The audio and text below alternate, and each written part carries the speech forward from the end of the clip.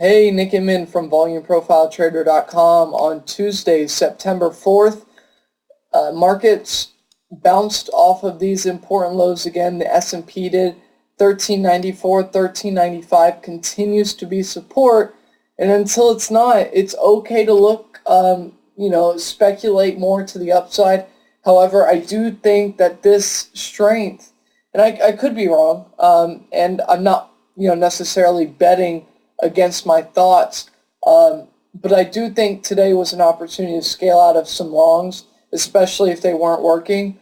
I do feel like, the chances of a pullback, 20 points or so isn't out of the picture. I'm looking at this high volume area here, 1374 down to 1357. I would look from the long side to see if 1370 to 1375 will hold if we do get going to the downside. But if it doesn't, then, if the market holds here, then that's okay too. We just have to prepare for it. So what I did today is I took the IWM, which was probably the worst way to do it just because of today's price action, and I added to an insurance. So right now I'm long, and these expire this September. I'm long the 81 by 80 put spreads, and the price on those were about 35 cents a piece. So not a big deal, about 3-to-1 payout. And, by September expiration, which is way over here, I just need IWM, the Russell ETF, to fall towards 81s, and this trade's going to pay off. Today, what happens, I enter the trade, and practically, within the next hour, it's reversing on me. Now, luckily, so one of my positions is the 81 by 80, and then I bought another one today that expires September quarterlies, which is the last Friday of September, and that is the 80 by 79 for the same price. Basically, it gives me a little more downside protection in case the market stumbles below, for example, IWM's point of control for the year. However, with today's price action, this looks pretty bullish for IWM. So let's go into the positions that are still on and that are still working. First things first, silver. This continues to work. Hopefully, now I originally recommended gold and silver back, let's see, on the 20th. Yes, on the 20th. Silver had a nice breakout day there.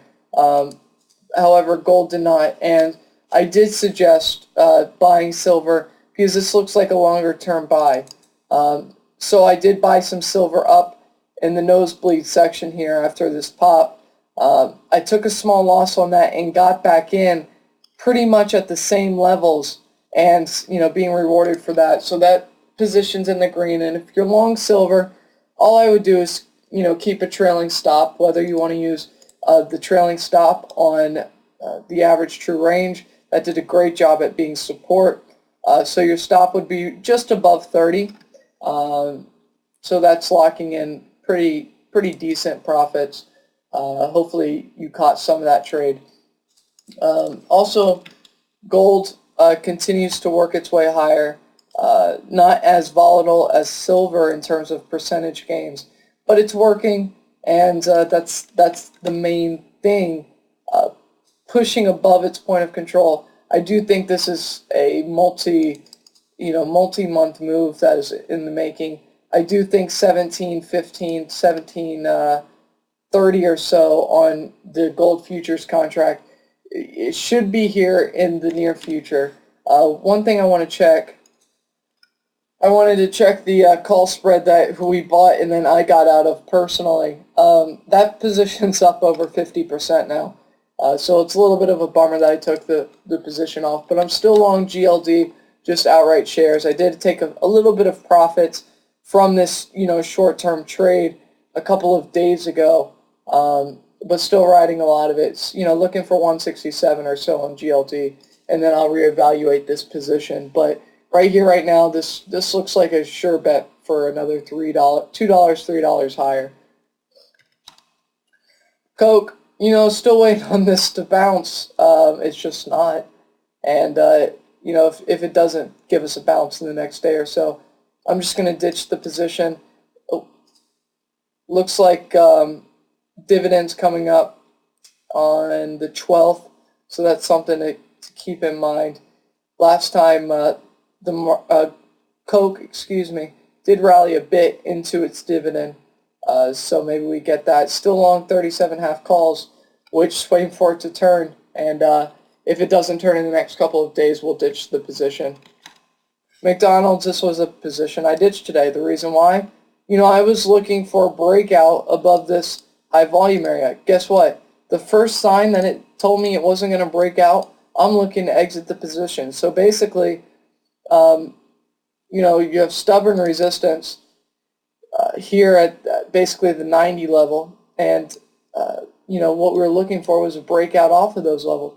Well, then we get this big bar today, and it wasn't huge volume-wise, but it was a wide range. Into this strength, I went ahead and took the call spread off 90 by 92 half, and I took it off for a 13-cent loss. I bought it for 72 cents, and potential to make 250, and I only lost 13 cents on it. I consider that great risk management, and that's what I want to do. I want to manage my risk well, because if I do that, then I'm putting myself in a position to cut the losers easily and letting the longs do what they're going to do. So instead of holding a potential bigger loser in McDonald's, I'll just raise cash, sell that position there, and see if silver can continue to ride up, see if gold can continue to ride up. So I'm playing my odds that I'd rather be in cash with a position that, isn't really doing what it should be doing or what I thought it would do. I'd rather be in cash and knowing that I can always get back in. So just pointing that out. ConocoPhillips, this is a name maybe you want to protect yourself against. Failing a little bit off this month's August's point of control. For a downside target, it could drop $1 without much of a problem. Just realize if that's not your thing, either scale out of this some, maybe you want to stay involved, but scale out some and know that there will be an opportunity down the road to get back in. Just to show you the euro, we do have a point of control for 3 months here. Just watch out. I'm not saying that we're going to see another leg down in the euro, but it has had a nice run up 5 cents or so total. That's pretty good in the last 2 months or so, and I just want to point that out. The dollar needs to get back above this 31, call it 31.50 level, close above there with decent volume, and then I'll be back on the dollar bandwagon. If I said gold, sorry, I meant dollar.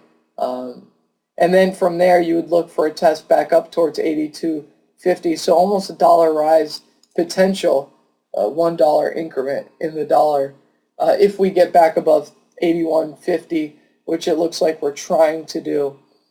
So overall, sure, this IWM, these put spreads that I own, they went against me, but they're only down a little bit. They're, marginal, 10 cents or less. So the spread itself isn't bad. It's just the price action. So basically what we'd be looking for, some type of reversal off of here, maybe to add to the position. However, I'd be a little skeptical of that. Just get yourself good odds and don't risk more than, say, 50% of a spread that costs 35 cents at a $1 spread, and all of a sudden your risk reward, you can make $1 off of risking 20 cents, 5-to-1 risk reward. That's a great risk reward, and it's going to put you in a great position to succeed. So that's really it. Kind of boring, raising cash, not really interested in being long equities. I hope gold and silver continue to rise because I would like to take profits at higher levels versus seeing a pullback first. So we'll have to wait and see. I won't give it much. If we start to falter from this range, I'll probably scale out of some silver and maybe look to reload at lower levels. So take care, have a good night, and I'll talk to you tomorrow.